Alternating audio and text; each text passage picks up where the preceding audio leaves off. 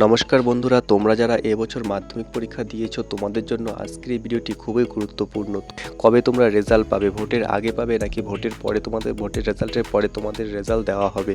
তো এই নিয়ে অনেকের মধ্যে অনেক চিন্তা মতভেদ কাজ করছিল। তো এই মুহূর্তে সেই খবরটি তোমাদের সামনে তুলে ধরবো। সেটি হচ্ছে তোমাদের রেজাল্ট কবে প্রকাশ করা হবে। যে খবরটি এখনো পর্যন্ত জানা যাচ্ছে সেই খবরটি হচ্ছে আগামী 2 মে তোমাদের মাধ্যমিক পরীক্ষার রেজাল্ট কিন্তু ঘোষণা করা হবে। 2 মে কিন্তু তোমাদের রেজাল্ট ঘোষণা করা হবে, অর্থাৎ চলতি মাসের প্রায় 1 সপ্তাহ বাকি আছে। 1 সপ্তাহ পরেই কিন্তু তোমাদের রেজাল্ট ঘোষণা করা হবে বলে এমনটাই খবর জানা যাচ্ছে। তো এই ছিল মাধ্যমিক রেজাল্ট সংক্রান্ত আরেকটি নতুন ভিডিওটি যদি তোমাদের ভালো লেগে থাকে ভিডিওটি একটি লাইক করে চ্যানেলটিকে সাবস্ক্রাইব করে দিবে।